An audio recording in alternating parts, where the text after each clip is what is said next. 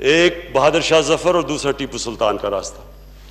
एक रास्ता वो कि हाथ खड़े करके हम हार मानने की करेंगे, दूसरा रास्ता टीपू सुल्तान का कि आखिरी खून के कतरे तक हम मुकाबला करेंगे।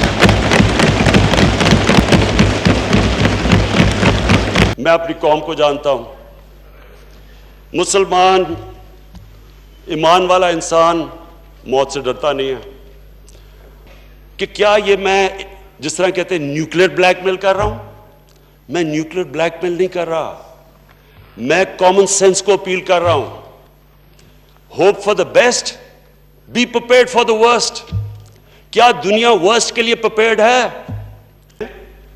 इन्होंने फिर आजाद कश्मीर में कुछ करना है, रद्द अमल आएगा अगर इनके ऑपरेशन की वजह से कुछ हुआ, इंसिडेंट हुआ पुलवामा टाइप, इन्होंने एक्शन लेना है, हम उसको जवाब देंगे।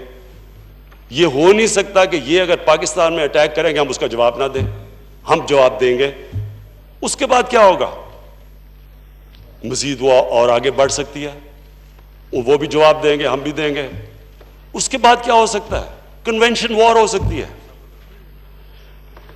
कन्वेंशनल वॉर अगर हो गई फिर क्या होगा?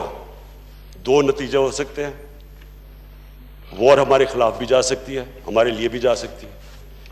अगर हमारे खिलाफ वॉर जाती है तो फिर हम क्या करेंगे? फिर स्पीकर साहब इसी हॉल में मैंने कहा था हमारे पास दो रास्ते हो जाएंगे, एक बहादुर शाह जफर और दूसरा टीपू सुल्तान का रास्ता। एक रास्ता वो कि हाथ खड़े करके हम हार मानने की करेंगे, दूसरा रास्ता टीपू सुल्तान का कि आखिरी खून के कतरे तक हम मुकाबला करेंगे।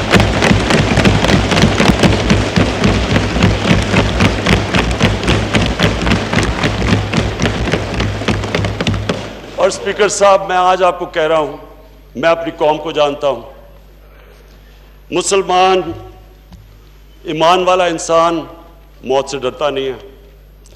उसको सिर्फ अपने रब्बुल आलमीन को खुश करने के लिए वो इंसानियत का सोचता है, लेकिन वो खौफ के ऊपर फैसले नहीं करता। हम इसलिए कोशिश करते हैं अमन के लिए क्योंकि हमारे में हमारे दीन इंसानियत डालता है, हमें फिक्र है इंसानों की। लेकिन मैं ये सवाल पूछता हूं कि अगर हम आखिरी कतरे तक लड़ेंगे तो वो कौन सी जंग होगी? वो जंग होगी जो कोई नहीं जीत सकता, सब हार जाएंगे वो जंग, उसके इंप्लीकेशन दुनिया में पड़ेंगे। अब अगला सवाल यह है कि क्या ये मैं जिस तरह कहते हैं न्यूक्लियर ब्लैकमेल कर रहा हूं? मैं न्यूक्लियर ब्लैकमेल नहीं कर रहा, मैं कॉमन सेंस को अपील कर रहा हूं। Hope for the best, be prepared for the worst. क्या दुनिया वर्स्ट के लिए प्रिपेयर्ड है? अगर ये दूसरी तरफ चली जाती है तो क्या दुनिया प्रिपेयर्ड है इसके लिए? इसलिए ये टाइम है एक्शन लेने का। इसलिए हम दुनिया को अपील करते हैं कि एक मुल्क जो ब्लेटेंटली सारे इंटरनेशनल कानून की धज्जियां उड़ा रहा है, जिसको फिक्र ही नहीं है, क्योंकि उसको पता है कि पहले क्या हुआ जब वो कश्मीरियों पे जुल्म कर रहा था, जब यूएन की भी एक आध ह्यूमन राइट पर रिपोर्ट आई, पहले तो वो भी नहीं करते थे, उसके बावजूद दुनिया ने कुछ नहीं किया, कोई उनको कुछ नहीं कहता था। उनको और हल्लाशेरी मिली कि अच्छा अगर दुनिया कुछ नहीं कहती आगे गया, और इसलिए उन्होंने ये एक्ट किया है। और अगर अब दुनिया नहीं कुछ करेगी, मैं आपको कह रहा हूं कि इसके सीरियस कॉन्सिक्वेंसेस है। ये और आगे जाएगी गेम, और ये उधर चली जाएगी जिधर सबको नुकसान होगा, जो कोई नहीं तसव्वुर करना चाहता। इसलिए ये है टाइम एक्ट करने का। मैं इस हिस्ट्री तारीख का जो ये पीरियड है, मैं इसको वो पीरियड समझता हूं जो एक बहुत बड़ी रेसिस्ट रजीम थी, जो हिटलर का जर्मनी था, जो नाज़ी पार्टी थी, जो ये पार्टी इनकी हरकतें कर रही है वो नाज़ी पार्टी करती थी।